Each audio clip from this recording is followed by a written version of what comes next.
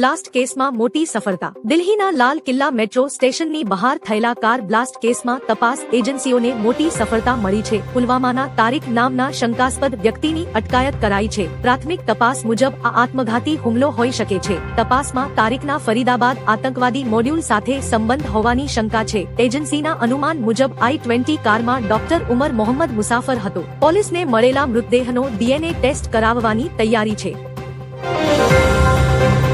Delhi car blast મુદ્દે અમિત શાહની બેઠક। દિલ્હીમાં 10 નવેમ્બરના રોજ થયેલા બોમ્બ વિસ્ફોટો બાદ સુરક્ષા વ્યવસ્થાની સમીક્ષા માટે કેન્દ્રીય ગૃહમંત્રી અમિત શાહે તેમના નિવાસસ્થાને ઉચ્ચ સ્તરીય બેઠકની અધ્યક્ષતા કરી। આ બેઠકમાં ગૃહ સચિવ, NIA અને IB ના ડાયરેક્ટર જનરલ તેમજ દિલ્હી પોલીસ કમિશનર હાજર રહ્યા હતા।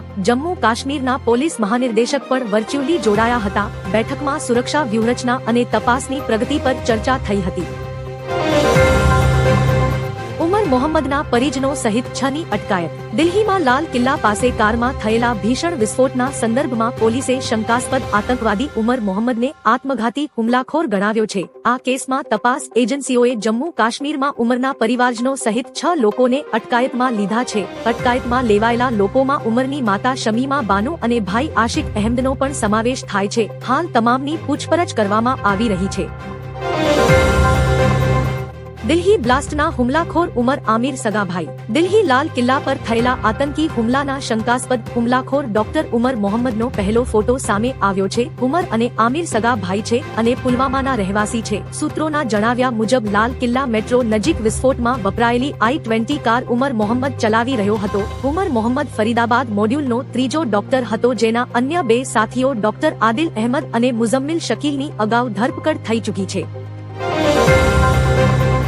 કૃષિ રાહત પેકેજમાં ફેરફાર। રાજ્યમાં અતિભારે વરસાદથી થયેલા પાક નુકસાન અંગે CM ભૂપેન્દ્ર પટેલે શંકર ચૌધરી અને ધારાસભ્યોની રજૂઆત બાદ રાજ્ય સરકારે કૃષિ રાહત પેકેજમાં ફેરફાર કર્યો છે। હવે બિનપિયત અને પિયત બંને પાકોને ₹22,000 પ્રતિ હેક્ટર એક્સમાન સહાય ચૂકવાશે। આ ઉપરાંત વાવ, થરાદ અને પાટણના બિન વાવેતર લાયક ખેતરોને પણ 20,000 પ્રતિ હેક્ટરની ખાસ સહાય મળશે। અરજી માટે પોર્ટલ 11 નવેમ્બરથી 15 દિવસ માટે ખુલ્લું છે।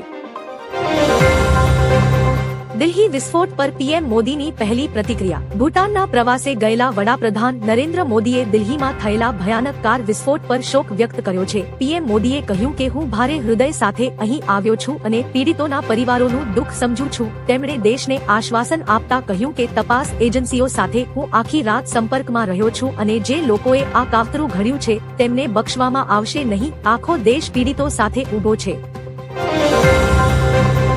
દિલ્હી બ્લાસ્ટની તપાસને લઈ મોટી અપડેટ। દિલ્હી બ્લાસ્ટ કેસની તપાસ હવે NIAને સોંપવામાં આવી છે। લાલ કિલ્લા નજીક થયેલા ધમાકામાં 12 લોકોના મોતની પુષ્ટિ થઈ છે। પોલીસે જમ્મુ કાશ્મીરના પુલવામા જિલ્લામાંથી 3 શંકાસ્પદોને અટકાયતમાં લીધા છે। ATM ગાર્ડ તારીક અહેમદ મલિક અને સગા ભાઈઓ આમિર રાશિદ તથા ઉમર રાશિદ આમિર અને તારીકને શ્રીનગર લાવવામાં આવ્યા છે, જ્યારે ઉમર રાશિદ પંપોર પોલીસ સ્ટેશનમાં છે અને તેની પૂછપરછ ચાલુ છે।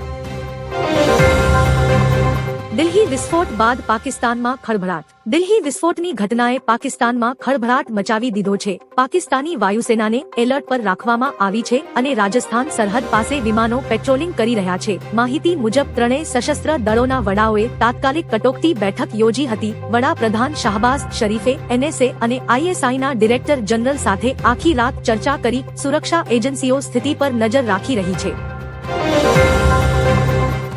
ધર્મેન્દ્રજી જીવિત છે અને સ્વસ્થ થઈ રહ્યા છે। બોલિવૂડના હી મેન ધર્મેન્દ્રને મુંબઈની બ્રીચ કેન્ડી હોસ્પિટલમાં દાખલ કરવામાં આવ્યા હતા, જ્યાં તેમના મોતના સમાચાર બહાર આવ્યા હતા। પરંતુ પુત્રી ઈશા દેઓલે રાહતના સમાચાર આપતા સોશિયલ મીડિયા દ્વારા સ્વાસ્થ્ય વિશે મોટું અપડેટ આપ્યું। ઈશા દેઓલે પુષ્ટિ કરી છે કે ધર્મેન્દ્રની હાલત સ્થિર છે અને તેઓ સ્વસ્થ થઈ રહ્યા છે। તેમણે ચાહકોનો તેમની પ્રાર્થનાઓ માટે આભાર માન્યો। ગાંધીનગરમાં 14 ડિગ્રી સાથે રાજ્યમાં સૌથી ઠંડુ શહેર।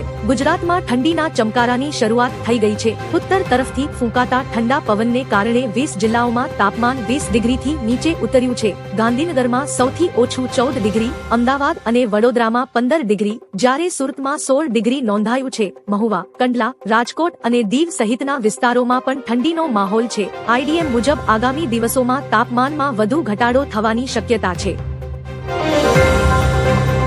ઈ-કોમર્સ પ્લેટફોર્મ્સને લઈને સરકારનો મહત્વનો નિર્ણય. ભારત સરકાર દ્વારા ફ્લિપકાર્ટ અને એમેઝોન જેવા ઈ-કોમર્સ પ્લેટફોર્મ્સ માટે એક પ્રસ્તાવ મૂક્યો છે. હવે પ્રોડક્ટ માટે એક કન્ટ્રી ઓફ ઓરિજિન ફિલ્ટર લગાવવું પડશે. આનાથી ગ્રાહકો જે તે પ્રોડક્ટના મૂળ દેશને સરળતાથી ઓળખી શકશે. આનાથી મેક ઇન ઇન્ડિયાને પ્રોત્સાહન આપશે. જો આ પ્રસ્તાવ પસાર થશે તો નવો નિયમ 2026 સુધીમાં લાગુ થઈ શકે છે, જેનાથી ભારતમાં બનેલા પ્રોડક્ટ સરળતાથી મળી રહે.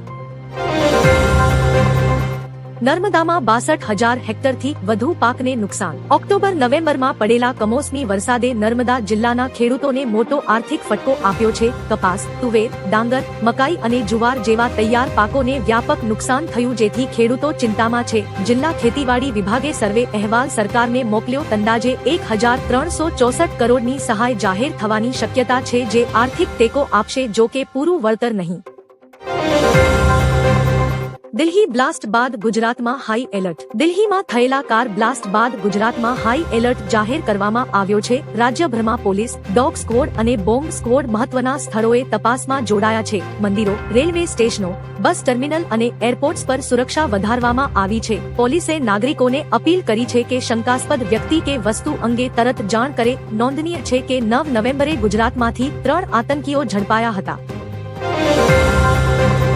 જેતપુરમાં વંદે ભારત ટ્રેન રોકવાનો પ્રયાસ. રાજકોટના જેતપુરમાં ધોરાજી રોડ પર ફ્લાયઓવર બન્યા બાદ વર્ષો જૂનું રેલવે ફાટક બંધ કરાતા સ્થાનિકોનો રોષ ફાટી નીકળ્યો હતો. લોકોએ લાંબુ અંતર કાપવું પડતું હોવાથી તેના વિરોધમાં સોમવારે સાંજે સોમનાથ-અમદાવાદ વંદે ભારત એક્સપ્રેસ ટ્રેનને રોકવાનો પ્રયાસ કર્યો. ટ્રેક પર લોકો બેસી જતા મામલો ગંભીર બન્યો. રેલવે, આરપીએફ અને પોલીસ કાફલો ઘટના સ્થળે પહોંચ્યો અને સમજાવટ બાદ ટ્રેનને આગળ રવાના કરાઈ. એક્ઝિટ પોલ આવતા જ કોંગ્રેસ નેતાનું રાજીનામું. બિહાર ચૂંટણીના એક્ઝિટ પોલ આવતાની સાથે જ કોંગ્રેસ નેતા શકીલ અહેમદે રાજીનામું આપી દીધું છે. તેમણે કોંગ્રેસ પ્રમુખ મલ્લિકાર્જુન ખડગેને પોતાનું રાજીનામું મોકલી દીધું છે. નોંધનીય છે કે શકીલ અહેમદ અગાઉ બિહારમાં કોંગ્રેસ પ્રમુખ તરીકે સેવા આપી ચૂક્યા છે. નિર્દોષ લોકોની હત્યા કરે તે મુસલમાન ન હોઈ શકે. લખનૌના શિયા ધર્મગુરુ મૌલાના કલ્બે જવાદે દિલ્હીના લાલ કિલ્લા પાસે થયેલા ધમાકાની નિંદા કરી છે. તેમણે આ હુમલા પાછળ પાકિસ્તાનનો હાથ હોવાની શંકા વ્યક્ત કરી. મૌલાનાએ ભારપૂર્વક જણાવ્યું કે જે નિર્દોષ લોકોની હત્યા કરે છે તે સાચો મુસલમાન ન હોઈ શકે, કારણ કે ઇસ્લામમાં આવી હિંસાની સખત મનાઈ છે. તેમણે ભારત સરકારને આ ઘટનાની સંપૂર્ણ તપાસ કરવા અને પાકિસ્તાનનો બહિષ્કાર કરવા માટે માંગ કરી છે.